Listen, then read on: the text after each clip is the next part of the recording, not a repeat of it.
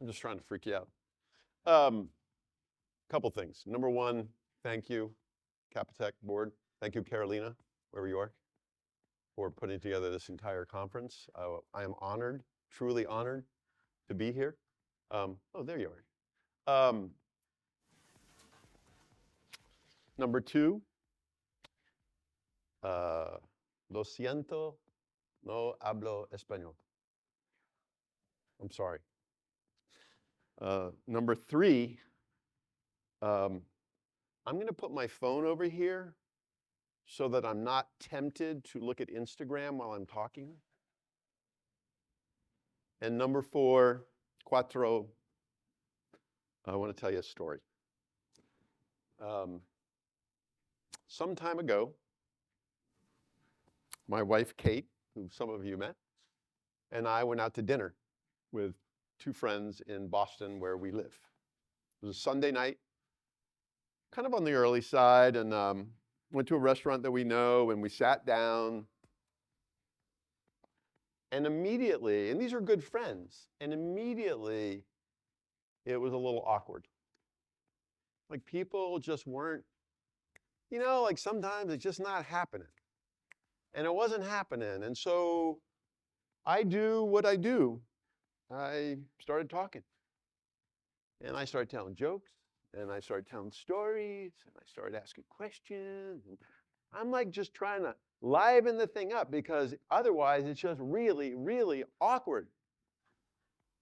And it's going, and all of a sudden I look across the table at my darling wife, and she is looking at me, and she's doing this. I don't know, everybody know what that means? In America, that means either please be quiet or shut the hell up. So I did what any grown adult person would do. I immediately stopped talking and didn't say another word for the rest of the dinner because I was so pissed off. So anyway, after dinner, so the whole thing is just awkward. After dinner, we're walking home, and we're walking down the sidewalk, and I stop, and I turn, and I look at her, and I said, "What was this?" And she says, "Honey, I love you, but sometimes your energy is just too much. And sometimes your stories, so many stories. And sometimes you're questioning, you're constantly questioning. It's just too much." And I look at her and I say, "Darling, I love you. And I have no issue with your issue about my energy. And I have no issue with your issue about my stories. But I do have a huge issue with your issue about my questioning.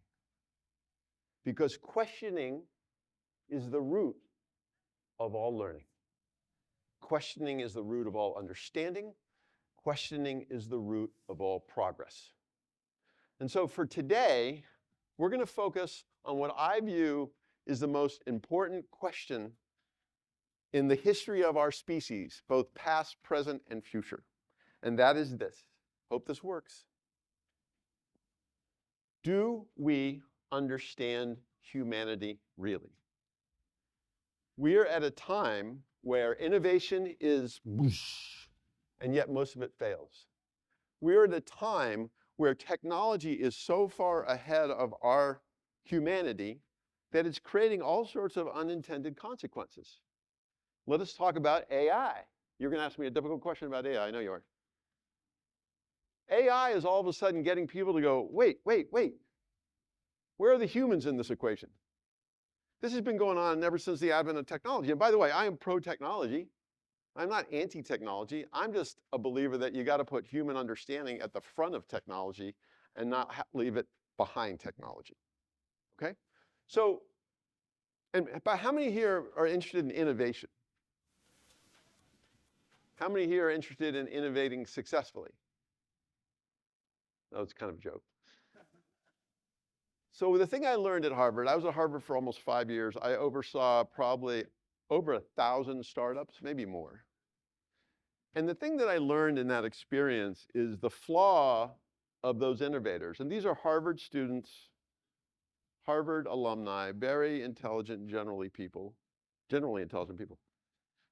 The thing that they missed more than anything was this. They were so fixated on building the thing, they forgot to figure out who the human was on the receiving end. And that's really the key to everything. Whatever you're trying to make better, whether you're trying to make your startup successful, you're trying to make your company higher performing, you're trying to make your country better, you're trying to make your marriage stronger, whatever the hell it is, the key to it is to understand our humanity. The humanity of you, the humanity of them, the humanity of the world. We don't like to do that because it's messy. So we'd rather focus on the object, the thing, because the thing is black and white. The thing is bits and bytes, it's code. But if you want that thing to succeed, you have to invest in this. And so, well, how do you begin to, well, actually, I'm sorry, I forgot this part. I mentioned this, the innovation success. So this is crazy. 75% plus of startups fail. 95% of the Harvard startups I work with failed. 84% of digital transformation. So this is, you know about the digital transformation thing. Big companies around the world, every industry, particularly banks, plowing gobs of money into using digital technology to transform their business. 84% of those expenditures, based on a legitimate source, fail. Don't create any incremental value for the company.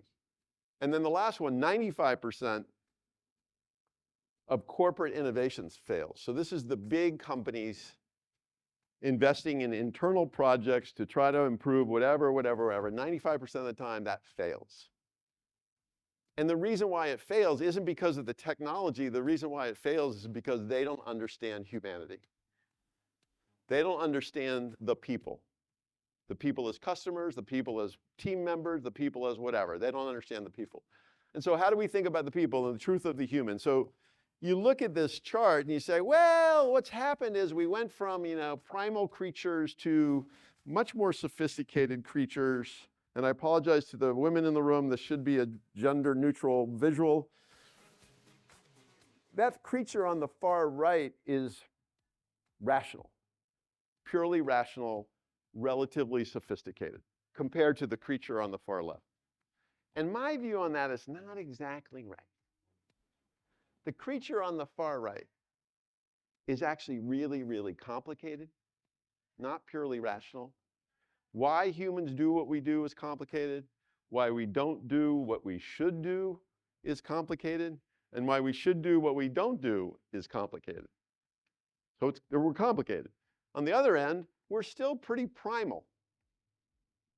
We're still kind of worried about saber-toothed tigers and woolly mammoths killing us or eating us or doing something bad to us. Like fear is omnipresent in us at a very primal level. I'd like you all to do me a favor. Would you stand up? And I'd like you to turn around and introduce yourself to the person directly behind you. And if you're in the back wall, I apologize. Talk to the wall.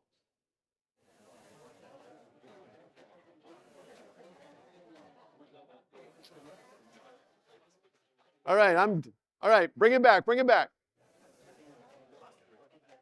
So, okay, so this is actually, okay, you can sit down now. Thank you very much. This is probably like a cultural experiment in a sense, because in the United States, if I did that exercise, in America, people would be freaking out. I think here in Panama, maybe not so much. But some of you, I bet at least one of you, when I said, please turn around and introduce yourself to the person behind you, some of you felt a little, because that stranger is like the saber-toothed tiger. We have to protect ourselves. So the point is, man, humans are complicated on so many different levels. And if you're trying to innovate anything, corporately, startup, digital, whatever the hell it is, The thing to invest in isn't the technology. The thing to invest in is understanding the human on the other end of the equation. So one way I understand the human on the other end of the equation is I borrow from this guy, Abraham Maslow. How many know Maslow? That's pretty good. I would encourage, and I will encourage later in the talk, for everybody to know Maslow. A psychologist from the 1950s, American psychologist, Abraham Maslow, and his whole study was on human behavior. And he came up with this thing called the hierarchy of need. And the gist of it is every day, each of us wakes up working at the bottom level of need. Where am I going to find food? Where am I going to find water? Do I have shelter? Are my most basic needs taken care of? And that is omnipresent in our conscious. And the next level of need that we have is safety. And I view in 21st century parlance, that's control. Like, are we going to be safe? And go back to the caveman days, they come out of their cave and they're like, that's what we do too. The next level of need is belonging. Some level of connection, we're seeking connection. The next level of need is self-esteem, which is recognition and the freedom to do what we want to do. And then the final level of need is self-actualization. And I'm going to show you a chart in a little bit that kind of proves this out, that on every day of our lives, these needs are all happening within us. And so whatever you're trying to create, make sure you create it in a way where it's meeting one or more or all of these needs.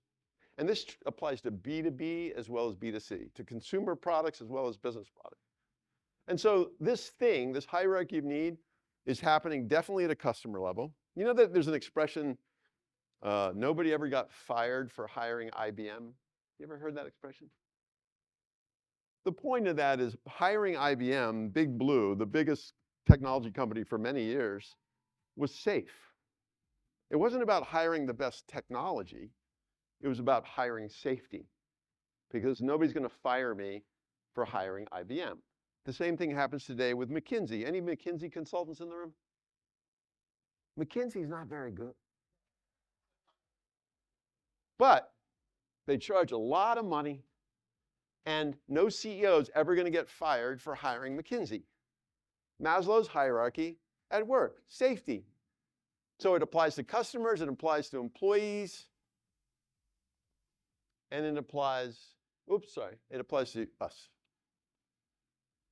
Right? It applies to us. I mean, think about all the decisions we make in our life, conscious or subconscious, that are put through the filter of safety. I'll give you an example. So I do advising for a company that shall go nameless. I can't stand it. I literally can't stand it. But they pay me a lot of money. And that's kind of nice. Like, it hits my physiological needs. I can buy food. I can buy clothing. I can sleep at night, sort of. It hits my safety needs. Like, it feels okay. I hate it, but I got to hold on to it. We're all susceptible. Not susceptible. This is us in a nutshell. So I want to go back to that digital transformation thing. This is crazy, right? $18 trillion spent on digital transformation by companies around the world over roughly a 10-year period. What's the GDP of Panama? Anybody know? Whatever. It's not this number. This is a huge number. But the crazier number is what I already said. 84% of this investment is a waste of money. 84%. Anybody do the math? You're a banker. What's 84% of $18 trillion? That's a lot of money. So then what's the question? There's a question here. What? Thank you very much. Give that man a balloon.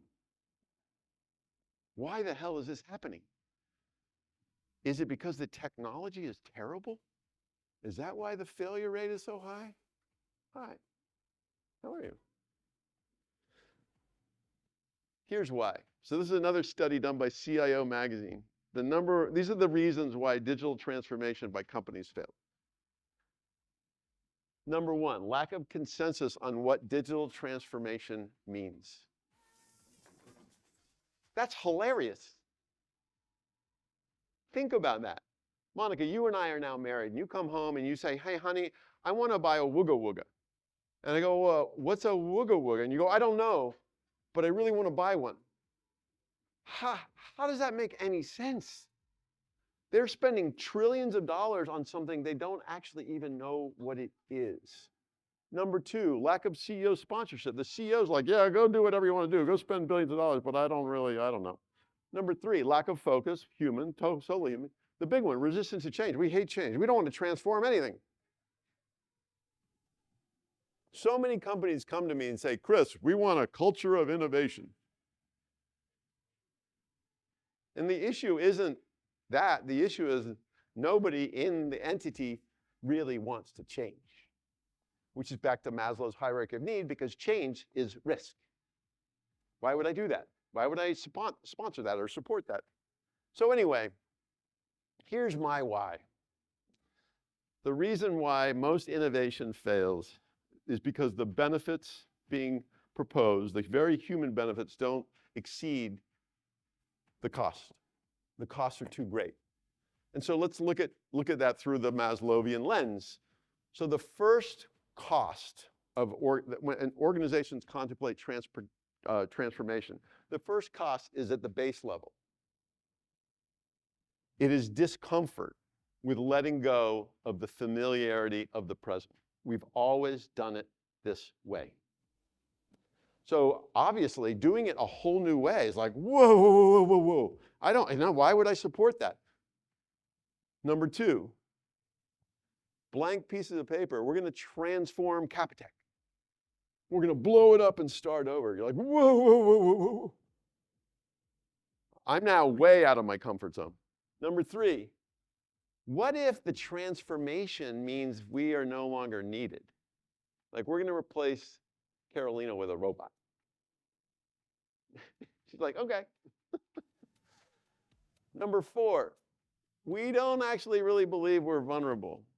So let's just keep the business going the way it's been going, doing it the way we've always done. This will go away. This is a fad. These new competitors aren't going to survive. Everything's going to be fine. And then the last one is we won't accept we don't know what we need to know. Because part of innovation, we talked about this at AES yesterday, innovation in an entity is actually not the innovation of the entity, it's the innovation of the people within the entity.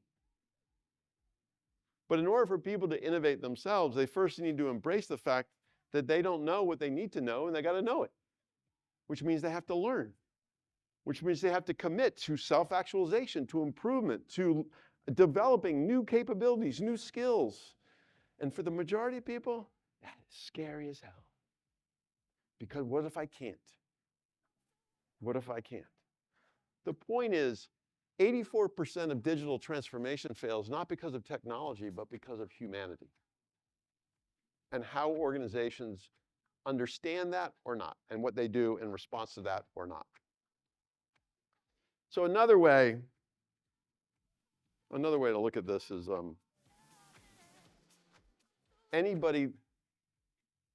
human, whether it's a CEO or whatever, my wife, looks at change or looks at a new thing, an innovation, through this very multivariate lens that says, do the benefits of this thing significantly outweigh the costs? And if they do, I might be willing to go forward, and if they do not, I will not. And something as simple as a cup of Starbucks coffee has multiple benefits and multiple costs. It is not just about hot water with caffeine in it. It's not just about flavor. There's convenience factors, there's brand association factors, there's speed factors, there's choice personalization factors. There's all sorts of things happening in our little calculator determining whether it's worth doing that, or not doing anything at all. So I had this model of this is how we look at purchase decisions or adopting new technology or new innovation decisions. We look at it through this multivariate lens. And the big one, the reason why physiological needs and psychological needs are highlighted is because those are the drivers. You say, no, no, no, we're rational creatures. We use time, money, and function to determine whether we want something or not. I'm like, nah. We go back to Maslow. We are hardwired to make sure we're safe, to make sure it meets our fundamental needs before we decide about the rest of the benefits. So this is, I love this quote. So this is a guy, Henry Thoreau, who's actually from near where I live now, years ago, 19th century.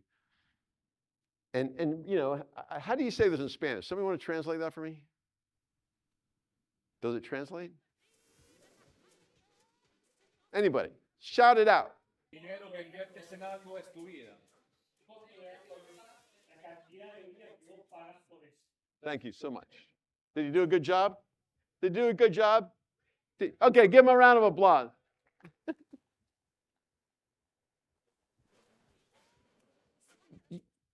This captures everything that I'm saying about Maslow. The cost of a thing is amount of us we give to it. It is how well it fits or not fits. And we have finite capacity. We are not infinite in our capacity to acquire things, to adopt things, to accept things. And so it's a multivariate formula or equation that determines whether somebody buys or does not buy, and ultimately whether an innovation succeeds or does not succeed. So here's my example. So here's Uber. So Uber's a multi-billion-dollar company, as we all know. And so you say to yourself, well, did Uber become a multi-billion-dollar company simply because they figured out a lower cost way to get people from point A to point B? Is that why Uber's successful? I go, well, partly, but if we look at it through the Maslowian hierarchy, sure. First level, it gets me from here to there, from point A to point B. Great. But does that make Uber like, oh my God? But then you go like, whoa, it gives me a sense of control. Remember taxis? Like in the US, when you needed a taxi, I'm in New York on Broadway. It's rush hour. I got to get to the airport. I'm kind of freaking out. Like, where's a cab? And you're like, come on. And then the cab stops and you go, and he goes, where are you going? I go, LaGuardia. And he goes, I'm not going there. And then you're like, fuck. I'm sorry. Uber, you know exactly what's going on. You know when, you know who, you know what, you know how, you know how much, you know the route. You are in absolute control. That's the holy moly of Uber. That is the holy moly of car sharing. It's not the ability to get us from point A to point B. And then it goes further, like in the early days of Uber, I remember like, oh, I'm taking an Uber. You know, it's like, it's for people like me. And then it actually makes me better about myself because I have the freedom. The control with freedom is unbelievable. It's the best combo platter, right? And ultimately, Uber enables me to realize my life. I self-actualize. I mean, even being here in Panama, I compared that to years ago in other countries where it's like kind of stressful to figure out how I was going to get from here to there. And here I got my Uber app. I'm like, it's just like being in Boston. Although the drivers are nicer here, and it's a whole lot cheaper. Does this like make sense, guys? I mean, there's only one thing I wish from this whole conversation is at least one of you walks out of here and says, you know, I need to work on understanding people, beginning with myself, maybe my significant other, maybe the people I work with, maybe my customer, I don't care. But we jump right over it. And we get focused on transaction and technology and doing the stuff, and we're completely missing the point. Particularly if what we are after is success. Just one person. So this is the last thing I'll say about innovation in the short term. And it kind of goes back to Thoreau's comment. We are not here to sell stuff to people. We are not here to get them to license it, to subscribe to it, to buy it. We're actually here to get them to adopt it. And the adopt, I don't know what the Spanish equivalent of adopt is. What is it? Oh, yeah, close, similar, right? So the thing about adoption It's a very big word. It means to decide to enter into a relationship. And that's very big. That's very different than buying. Adopting it, to Thoreau's point, is to bring it into our life. And we have finite capacity. So it's a huge, huge decision. And that is what you're after. I was talking to a couple of the startups, and they were telling me all about their technology. I'm like, that's great.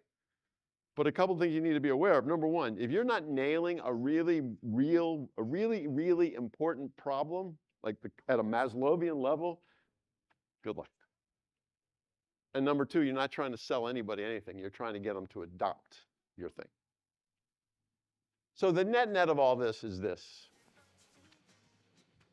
right? The complexity of the human code is way more complicated than the complexity of the technical code. But we lulled ourselves into believing that the technical code is what we have to solve because, frankly, it's easier, and the human code is messy. Particularly the human code of personal relations. Why marriages fail. I got divorced 20 years ago. Got remarried 10 years ago, which is a surprise. They don't fail. I don't think they fail for a loss of love. I think they fail for a lack of understanding. I really do. Okay, so some more decoding to help you as you start thinking about becoming a humanist, human-centric in all your endeavors.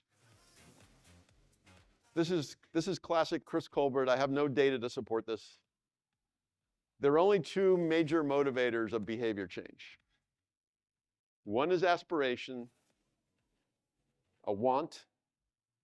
The other is desperation, a need. The one that works best, guess which one? Which one? Desperation, a need. Like a lot better. So here's my example. I've been wanting to lose 10 pounds ever since COVID. How many people here gained weight during COVID? Oh, come on. How many people here are liars? How many people here are deniers? Okay, so I gained like 10 pounds during COVID, and ever since COVID, I'm like, I gotta lose 10 pounds, I gotta lose 10 pounds, I gotta lose 10 pounds. It's a want, it's a want, it's a want. And then I go to the doctor, and the doctor says, hey, I just need to tell you, if you don't lose 10 pounds, you're gonna double your risk of having a heart attack. What do you think happens? I lose 10 pounds by Friday. This is real, and this goes back to innovation. You have to find a problem that the human really cares about. It can't be an intellectual problem. It has to be almost a life-threatening problem. I don't mean literally, but it has to be at that level of, I really need to solve this problem. This is another sad example. So you know about the terrible disaster in Libya, 12,000 people's lives lost. Why this relates to this is because they actually knew. They knew that they had a problem. They knew that those two dams would blow if they got torrential rain. But they didn't believe it. They weren't yet in desperation land because they didn't have a problem. It's a theoretical problem. Yeah, one day the dams might blow. And then what happened? One day the dams blew because of the torrential rain. So I talked yesterday at AES a little bit about this. This is part of the problem. We box everything, man. And why do we box everything? We put everything in a box. Why do we do that? What's that? Safe. Boxes have walls, they have floors, they have ceilings. We get in the box. It's safe. But the problem is that's not really how it all works. So we think about what we box. So I asked one of the Uber drivers, I said, I may offend somebody, I hope I don't. I said, do you have racism in this country? And he said, yes. In America, we have it in so many forms. It's horrifying. We box people not like us. We put them in a box. different color, different ethnicity, different religious group, different socio-economic strata. We're like, they are not us. That is not true. We were at dinner last night, we were talking about, we're all related. We all come from the same gene pool. But we do this instead. They're not us. I'm uncomfortable with them. They scare me. I don't want to talk to them. I don't want to be with them. And that's not right. And ultimately, it's unhealthy because we are actually all in this together. And by the way, when Armageddon happens and all the whatever blows up, we will come together.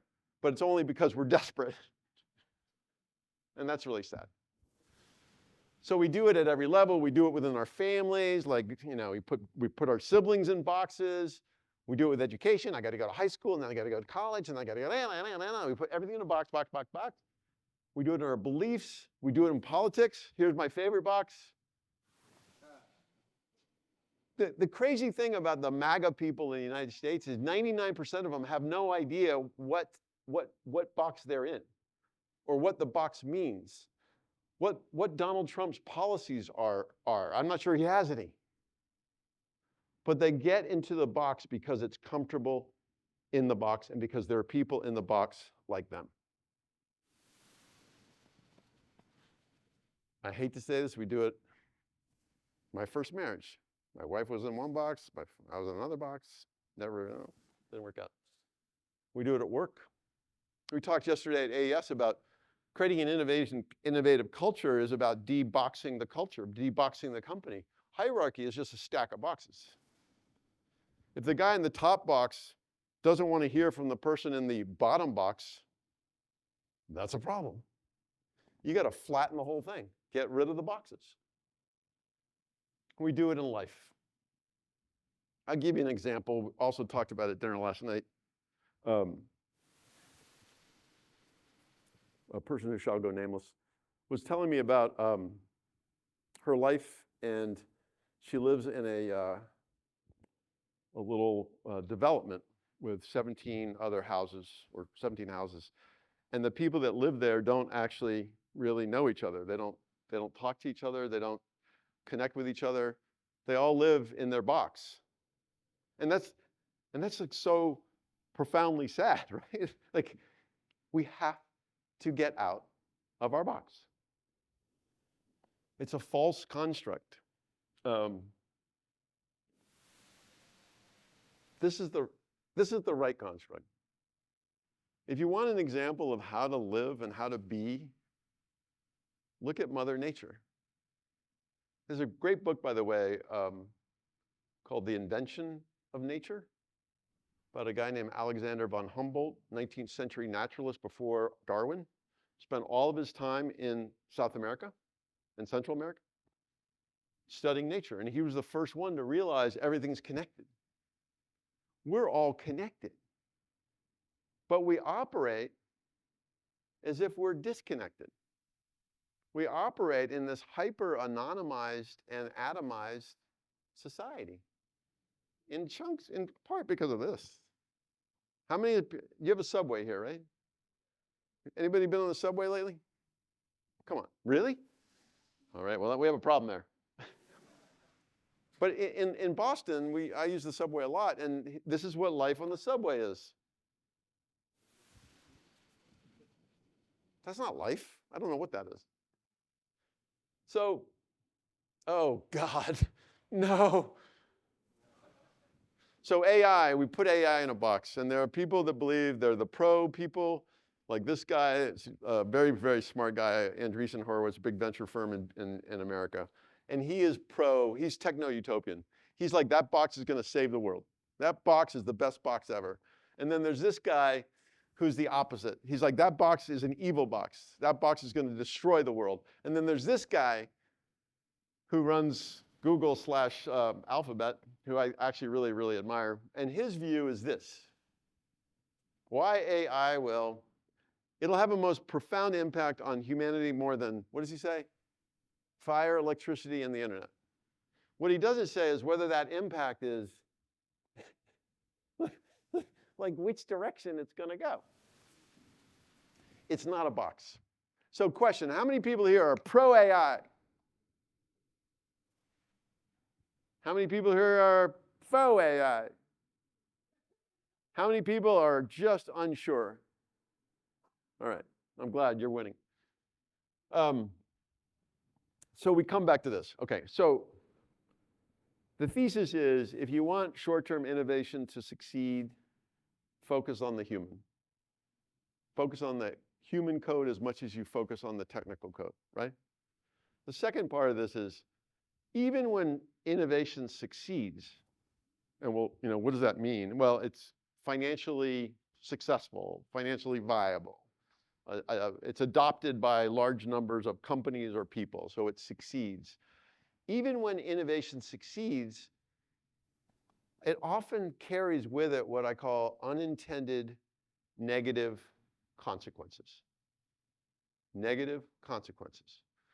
And we have a responsibility as a species to do a better job of reducing or mitigating those negative consequences. So part of the quandary we find ourselves in is this. The pace of change is fundamentally faster than our natural ability to change. And there's this chart that I borrowed from Thomas Friedman that just graphically shows the same thing. Technology is going this way, and we're like plotting this way, and that gap is hugely problematic. So the metaphor I use is, this is technology in the front, in the locomotive. This is AI. This is quantum computing. In the old days, social media, whatever. In the way back of the trains are the humans. The train's setting the agenda. We're not setting the agenda, or the technology at the front of the train is setting the agenda. And this guy, I'll come to this. So we have to catch up. And these unintended consequences of the gap between where technology is and where we are actually slowly killing us. So this is like such alarming data. 28% of college students take psychotropic drugs. 40% of all Americans are obese. This is a couple years old, so it's probably more like 44%. And then 1 in 4 Americans feel isolated. They have no one to confide in. It's particularly true in the elderly. And the sad thing about loneliness is it's not just like a social issue, it's a health issue, because being lonely is equivalent to smoking 15 cigarettes a day. So on your actual physical health. And jump forward. So the point here is successful technologies, commercially successful technologies have many positive consequences, impacts, and they have negative impact. And our job, again, is to reduce or mitigate the negative impact. And part of the reason why they have negative impact is what I call the dark side of our needs. So we have Maslow. Remember Maslow? There's nothing dark in there. It's like fundamental, right? Physiological, safety, belonging, right? But there's this other set of needs that I think are equally present in us. Maybe not like 50-50, but Maslow like 80%, and the dark side like 20%, depending on who you are. So the dark side I capture in this idea of Pandora's box, Greek mythology, back 800, 700 BC. And she opened the box and bad things came out of the box. And the bad things are effectively the 7 deadly sins. And so we are all susceptible to the need of greed. I mean, even my comment earlier about my unwillingness to get rid of that terrible client, like, it's nice to have the money. We are susceptible to greed. This is a thing about NFTs. I don't know if you saw a couple days ago, they determined that 98% of people that bought NFTs, those NFTs are worth 0. It was like 28 million people bought NFTs. And they had no idea what they were buying. They couldn't answer the question of what are you buying and why are you buying? It's like our wugga wugga. I like, what? Greed. It's out and out greed. This is another one. Lust. We talked about a lot of this today, yesterday. Lust, look at the online pornography business. It's ridiculous. Sloth, just out and out laziness. Part of the techno-utopian thing is we could just stay home and do nothing. Won't that be amazing? Like, we don't have to do a thing. We're just going to sit there. What are you going to do? Like, I don't know. Video games? I don't know. Envy. This is about influencers. It'll be a $70 billion business by 2029, the online influencer market. Like, what, $70 billion? But I think more dramatically, the envy thing, which maybe relates to hold on one sec. I guess there's another one coming up, pride. There's a piece written years ago. Sean Parker was one of the co-founders of Facebook, said early on, we realized we had a multi-billion-dollar business when we realized the entire platform was about validation. It wasn't about connection. It was actually about validation. Looking at your watch? I gotta go. Okay. Gluttony. We talked about obesity. Wrath. We talked about the box, the MAGAs. That's all about wrath. There's no other need going on there other than they are pissed off. So the whole point here is we need to move up in that train. Right now, technology is steering us, and we need to steer it. I spoke with this guy at Harvard on a panel, Ashkar. He just recently died, very sad. He was Secretary of Defense for Obama. He's a really, really smart guy. And this whole thing, what I'm here talking about was his whole thing. We have got to do a better job of stepping into the locomotive and guiding technology. AI is forcing that right now, but this has been going on for 15, 20, 30 years. We should have been doing this 30 years ago, and nobody's been doing it. So that's that. So how do you steer it? I'll just try to be brief on this. I think we have to, and this, I guess, I don't know if this is like naive of me, but we all have to worry about all three levels of steering. We have to worry about steering our own lives vis-a-vis technology and our own lives vis-a-vis human understanding, our own relationships at work, at home, whatever. We have to worry about our companies and how well they are doing or not doing with it, and then we have to worry about our society. Like, part of me wants you all to walk out of here as humanist activists, like saying we need to rebalance this equation to mitigate the unintended consequences and ensure that the outcome for humans is the best outcome possible. Which gets to this, and then I'll shut up and we can talk more. Everything is a system. I was explaining this to somebody else. Like, a restaurant is a system, right? Inputs and outputs. A company, a system. Inputs and outputs. A country, inputs and outputs. So you know a system is good when it delivers on the intention of the system. You know it's bad when it doesn't deliver on the intention of the system. So my question for you all is, what exactly is the intention of the system called Homo sapiens, called modern society, called the planet? Like, what exactly are we after? Or called Panama? What is the goal here? Because once we know the goal, then we can look at all the inputs and all the decisions and look at things like AI and say, okay, we need to steer it this way to achieve that outcome. Like, what is the goal of AI?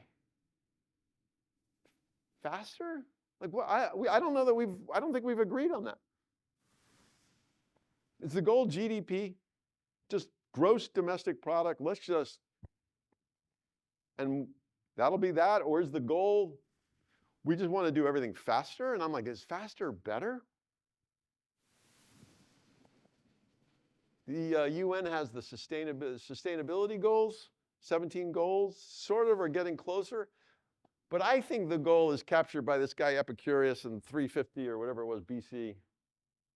The freedom and autonomy to enjoy meaningful work, company of good friends, and examine life built around a core faith and philosophy. I view that as like Maslow's hierarchy, self-actualization.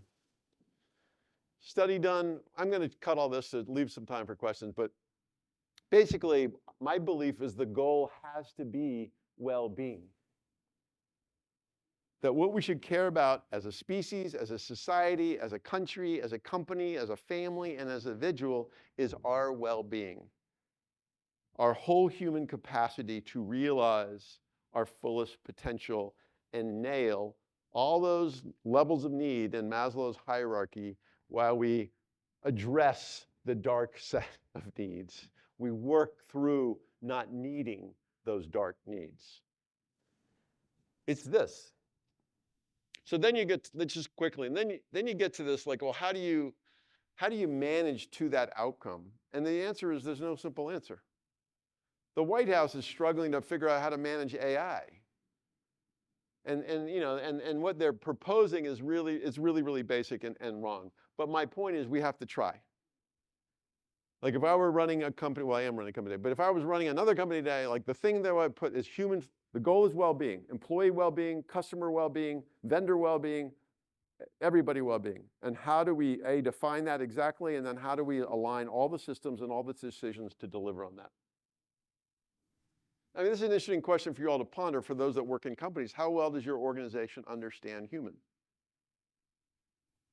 You know, how does your CEO even know about the Maslow's hierarchy of need? If he shouldn't, he should read it. We talked about this, rejecting atomization.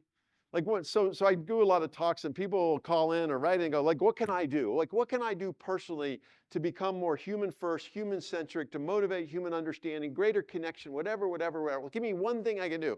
And I'm like, do that. In America, this does not happen. I do this every day and people think I'm a freak. Half the time they're like, are you gonna rob me? Say hello to people. Hug them. Look at them in the eyes. Ask them how they are. They are not strangers. You're actually related. But act that way. You should measure it. Well, we're going to bag this. I'll leave you with this.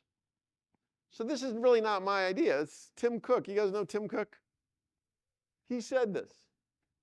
Our responsibility is to infuse the technologies we make with the humanity that makes us. To move humanity from the back of the train to the front of the train. Right now, we're chasing AI. We have a problem. We are so behind. That AI train is going so fast, and it's so long, and we are way back here, and we're like crawling our way, clawing our way to the front of the train, going, stop, slow down. We have no idea how to do what we need to do, but we got to try. And my whole thing is, I just modify this a little bit. We have to bring humanity into the center of everything. Human understanding is the linchpin to our well-being. And let's just put the tools down and the technology down and the boxes down and like get naked and say, who are we? How are we? What do we want? And how can I help you achieve the same? And I'm convinced if we all just go forward, not as students, not as technologists, not as bankers, not as whatever function we have, and we instead go forward as humanists to care and love and support each other regardless of race, color, creed, whatever, we will all end up in a much better place. And lastly, does anybody want to know why technology is dead? You sort of get it? Technology is dead because it's completely inanimate and frankly incapable of creating value unless you connect it to the truth of the human. It's just a thing. It's like a nail. A nail doesn't do anything. A nail only creates value when we apply it to the need that we have of the nail. And so that's really the message, is we connect to our humanity, we connect to our understanding, and we act as humanist activists, and we will get to the front of that train. So with that, well, thank you very much. Sorry to run over a little bit. Hold on, I got to check a couple of them. We have like you have time for questions? Yeah?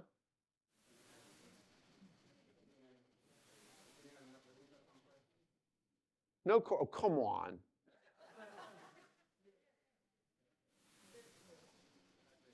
It has to be an easy one though. My question would be like, you mentioned this example tech leaders saying that bring humanity to the center of their company. But my question would be like, when you see their worries about deliver to Wall Street. Oh yeah. Doesn't think that it's balance that like the bottom line and the humanity Yeah. How do they do it, or how would I do it? First thing I would do is I would go private and not be public. No, I mean, I've worked with a lot of CEOs of public companies, and the pressure to deliver quarterly results, it goes back to Maslow. The CEO is a human too. And that person, more often a guy, sadly, is worrying about his or her safety. Like, right? Like they don't want to lose their job. And so their ability to like really lock in and say, well-being is more important than profit.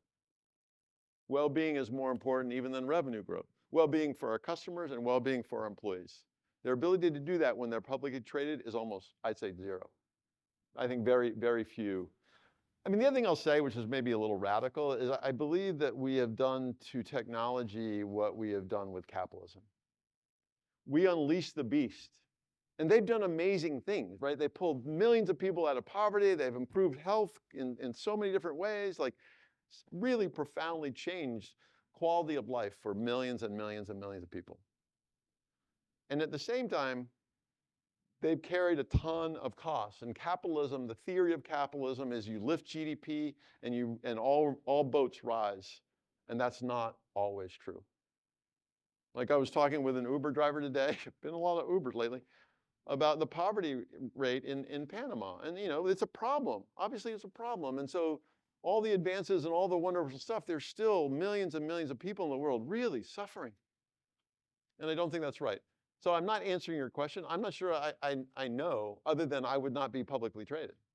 I think you have to have the latitude to serve all your stakeholders, not just your shareholders. So that's a bad answer. Yeah, maybe, Cristobal, do you have an answer?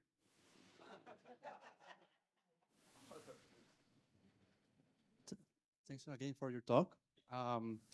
This is a question as a lawyer, not representing the institution I work for. Mm-hmm. But as a lawyer, we like things to be in order. Actually, that's the way to assign responsibilities is, I know this person has made this promise to us. It could be a contract, it could be a law, but we like order. Mm-hmm. But innovation is kind of entering into the border of new things. Mm-hmm. And the person that enters into this new things area, or the organization that represents that, is entering into a risk. No one wants to be the first one who made Napster. Right. No one wants to be the first one. But after that failure, there's another company that says, okay, now we are after all those fines, and now we know how to make it. So how do you address that? Who is the one who wants to take the risk and is also going to take all the fines and the reputation failure? Right. But how do you address that? Is something that has to be done by someone because it's a sacrifice needed to create change? Because if not, no one's going to do the first step. Thank you for that very easy question. Made your question look. Anyway, I think we're out of time. Okay, so this is going to get weird. Every entity, regardless of size, the planet, country, continent, country, company, every entity is guided by unwritten rules, the ways of the entity. They're not written down. I mean, America doesn't have any, all we have is the Constitution, which, isn't that clear. But there's a way. Like America's approach to entrepreneurship, that's a way. America's approach to freedom, that's a way. And so if you want to change the behavior of the people within the entity, you have to really examine, back to human understanding, the unwritten rules. Why is the way the way? Where did it come from? And if we're going to change the way, how do we want to change the way? My point is you can't do it individually. I think you have to change the ether of the environment. Now that's all about leadership, and that takes courage. Back to the poor guy running a publicly traded company.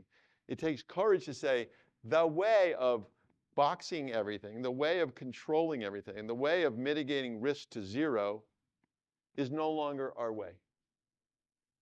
We're going to try a new way. We're going to start opening up our aperture, the lens of our minds, the lens of possibility, and contemplate new ways. I don't know exactly what that means, but we're going to try. And that conversation has to happen probably for years, because the way of an entity came about over sometimes decades, sometimes centuries, sometimes millennia. So the hubris, this goes back to people and how weird we are. The hubris of people is, it took us hundreds and thousands of years to become this way, and we're going to change our way by next Friday. Like, no, no, no, no, no. This is the long game. Like somebody said to me, Chris, why don't you run for president and fix America? I'm like, I'll be dead. My point is, you've got to change the way. You can't change the individual. You've got to change the environment so that the individuals within it feel safer to embrace the possibility of taking a little more risk. And we talked about this yesterday, like trying to find that middle ground. Here's another truth, the box thing. We like black and we like white. We like Republicans and we like Democrats. We like the poles, the ends of the spectrum, because we like risk, I'm all risk, or I'm all reward. Because the poles are simple. Black is black, white is white. Yes is yes, no is no, right? Control, back to safety, control. I got it. But the truth is, the answer, I think almost all the time, to any question is actually in the middle. Like AI is not the wonder of the world. AI is not going to kill the world. The answer to that is in the middle. And so go back to changing the way to help people within the entity, country, company, whatever, to get okay with the middle, to get okay with shades of gray. But it's going to take a lot of time, a lot of constant communication. And one of the problems that organizations have is turnover. I mean, we have it at a country level. You know, we could get the most amazing president, and you guys have the same problem. And you know, he or she, hopefully one day she, will start moving the country down the right path, opening up a new way of thinking, a new way of being, and the policies to support that. And then she's gone and some new person shows up and he's like, go the other way. So I think one of the things we're going to see, and we're maybe already seeing it, is the sort of political government mechanism in most countries is not set up to solve the problem we have as a species. You know, the existential threats we have are invisible, borderless, and long-term. And the system we have of governance is boxed and short-term. Like people talk about governing AI, and the truth is there is no entity that can. What, is the UN going to govern AI?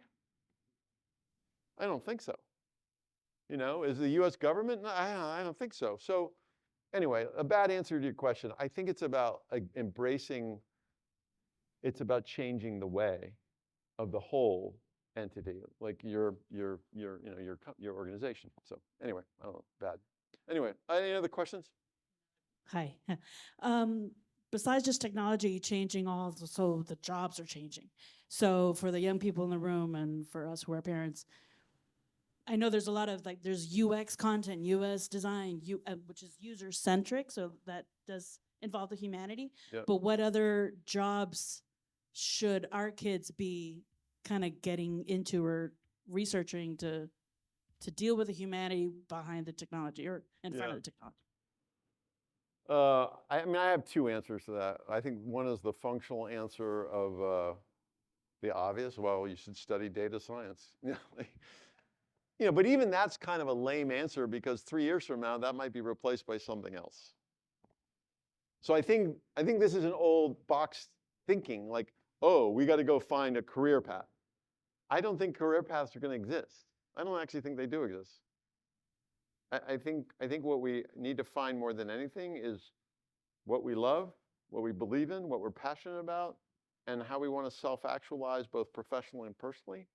And I think the critical function in there, as trite as it is lifelong learning.